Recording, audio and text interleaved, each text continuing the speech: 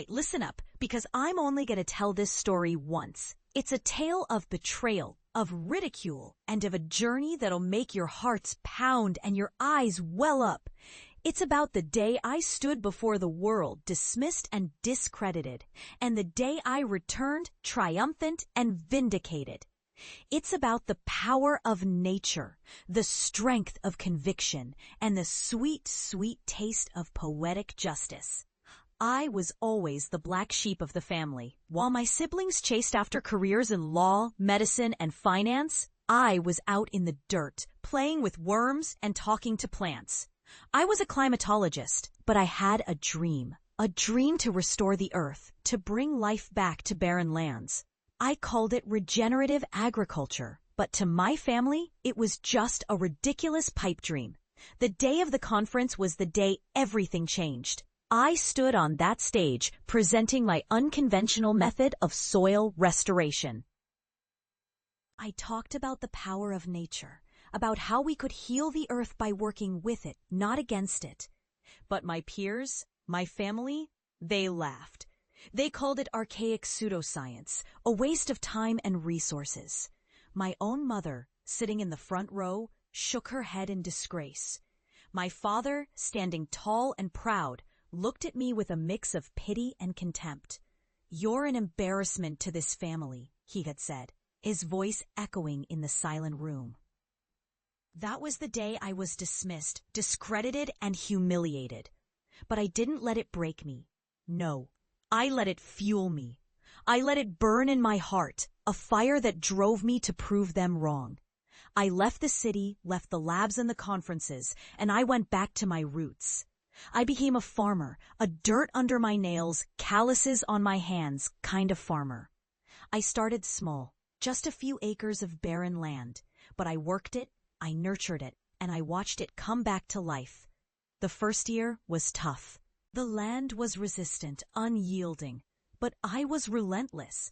I dug in the dirt, I planted the seeds, and I talked to the earth. I told it my dreams, my hopes, my fears, and slowly, ever so slowly, it started to respond. The soil began to darken, to loosen. The worms came back, and with them, the birds and the bees. The plants started to grow, tall and strong, reaching for the sun. Word spread, as it does in small towns. People started to take notice, to ask questions. They saw the transformation, the life where there was once only death. They saw the power of my method, and they wanted it for their own lands, so I taught them. I shared my knowledge, my passion, my dream, and together we started to heal the earth. Years passed, and my little farm became a beacon of hope, a testament to the power of nature's forgotten wisdom. Scientists came, eager to study the soil, to understand the magic that was happening.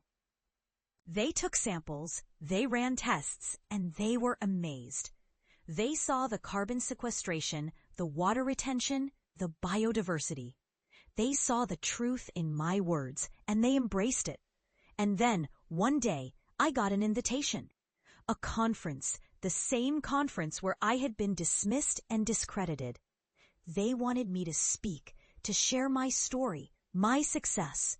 I laughed when I read it, a bitter, mocking laugh. But then I thought, why not? Why not go back, stand on that same stage, and show them what I had become? So I went. I stood on that stage, looking out at the sea of faces. I saw my family sitting in the front row, their eyes wide with shock and disbelief. I saw my mother, her mouth agape, her hands clutching her purse. I saw my father, his face pale, his eyes filled with a mix of pride and regret. And I smiled. I smiled and I began to speak. I talked about my journey, about the ridicule, the mockery, the humiliation. I talked about the fire that burned in my heart, the fire that drove me to prove them wrong. I talked about the power of nature, about the strength of conviction, about the sweet, sweet taste of poetic justice. And I showed them the evidence, the data, the truth. I showed them the barren lands that were now thriving ecosystems, the deserts that were now lush forests, the wastelands that were now fertile farms.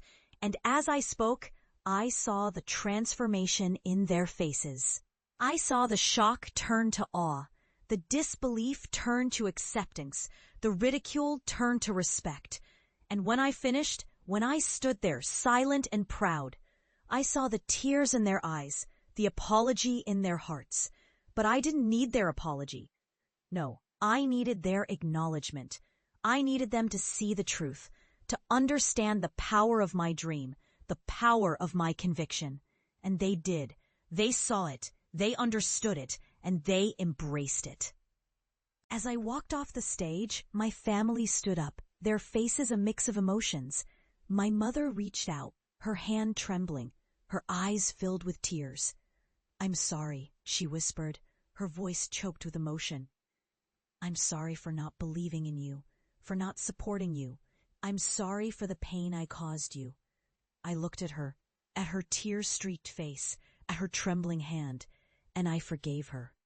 I forgave them all, because I understood the power of conviction, the power of belief, and I knew that they would never doubt me again, never ridicule me again, never humiliate me again. And as I walked away, leaving them behind, I knew that I had won. I had won the battle, the war, the fight. I had proven my worth, my conviction, my dream, and I had done it on my own terms, in my own way, with my own strength. So that's my story. A story of betrayal, of ridicule, of a journey that'll make your hearts pound and your eyes well up. It's about the power of nature, the strength of conviction, and the sweet, sweet taste of poetic justice.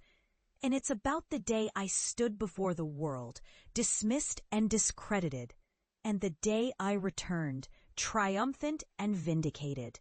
And it's about the day I forgave, the day I let go, the day I moved on. Because that's what life is about, isn't it? About moving on, about growing, about becoming. And that's what I did. I moved on, I grew, I became. And I became a force to be reckoned with. A dream to be believed in, a story to be told. And that, my friends, is the power of conviction, the power of belief, the power of me.